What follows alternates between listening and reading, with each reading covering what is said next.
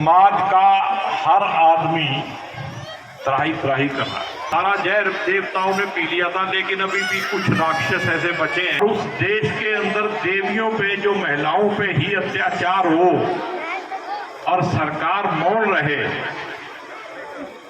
तमाशा देखे और देश का प्रधानमंत्री एक लफ्ज भी ना बोले। इस आजादी के महोत्सव में फिर लंबी लंबी डींग आंक दो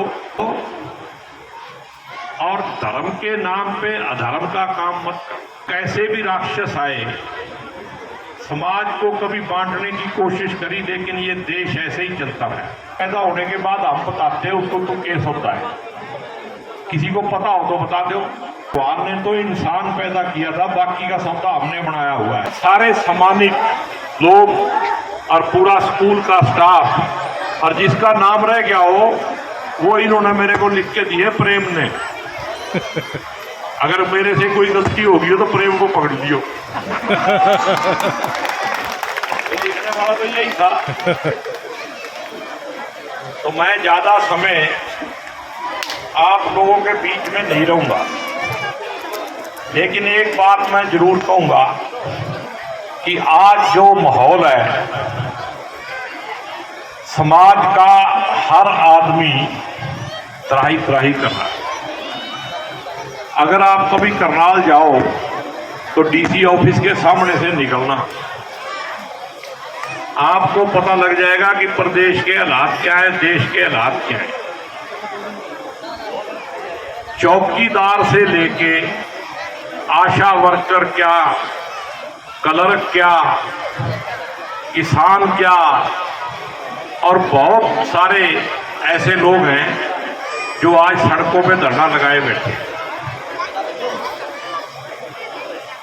और फिर भी हम आजादी का अमृत महोत्सव मनाते हुए प्रचार करते समय थमते नहीं है। अमृत में से कभी कभी जहर कहां निकल आता है। वैसे तो कहते हैं कि अमृत जो है, जहर का मंथन जब समुद्र मंथन किया था तो सारा जहर देवताओं ने पी लिया था, लेकिन अभी भी कुछ राक्षस ऐसे बचे हैं जिनके अंदर जहर है, और वो कभी कभी समाज में भाईचारा बिगाड़ने के लिए फेंक देते हैं। उससे बच के रहना है।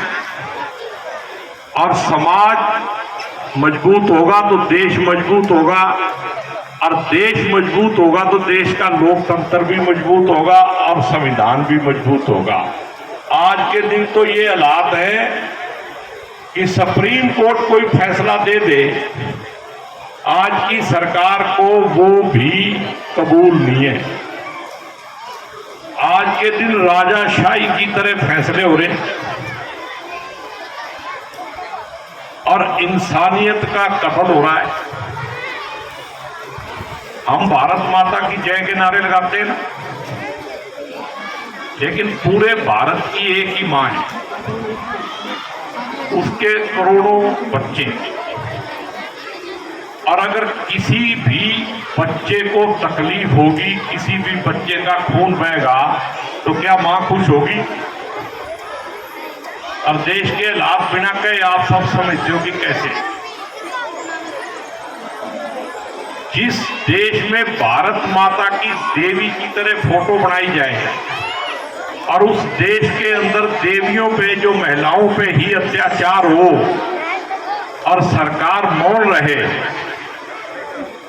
तमाशा देखे, और देश का प्रधानमंत्री एक लफ्ज भी ना बोले पार्लियामेंट में, धक्के से बुलवाना पड़े,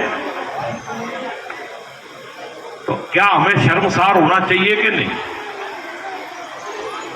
और इस आजादी के महोत्सव में फिर लंबी लंबी डींग आंक दो कि 2047 में ऐसा कर देंगे। 2047 में आप होंगे भाई, ये बच्चे तो होंगे जिनको हम कुछ और दिखा रहे हैं। सच्चाई दिखाओ और धर्म के नाम पे अधर्म का काम मत करो।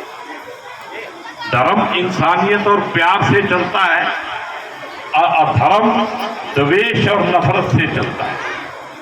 फैसला आपको करना है। आपको धर्म के साथ रहना है या अधर्म के साथ रहना है। ये देश ऋषि मुनियों की, महापुरुषों की, गुरुओं की धरती है। यहाँ कैसे भी राक्षस आए, समाज को कभी बांटने की कोशिश करी, लेकिन ये देश ऐसे ही चलता है। और जो लोग आज भी सत्ता में बने के रहने के लिए इस बात की कोशिश कर रहे हैं, उनके भी मंसूबे कभी पूरे नहीं होंगे, ये मेरा विश्वास है। और ये जो हिंदुस्तान है, हिंदुस्तान की नागरिकता जो है, वही हमारे लिए सबसे बड़ा धर्म है। और सबसे बड़ी धर्म की किताब हमारा संविधान है। उस संविधान को लेकर चलना है। जहां संविधान का उल्लंघन हो गया, धर्म कैसे चलेगा?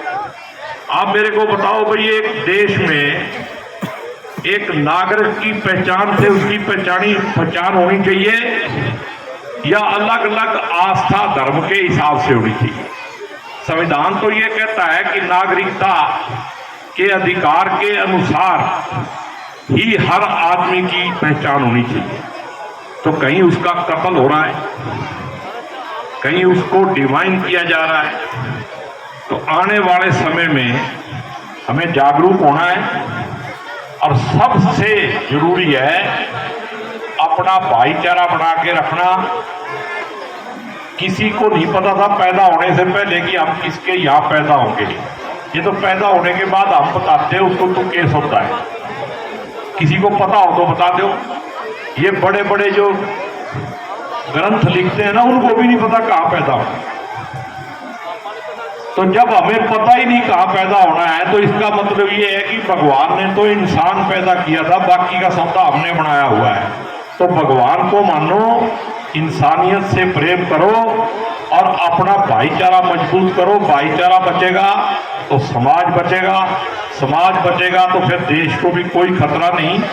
और जब देश को कोई खतरा नहीं, तो फिर लोकतंत्र और संविधान को भी कोई खतरा नहीं। और आज के दिन इस बात की सख्त जरूरत है।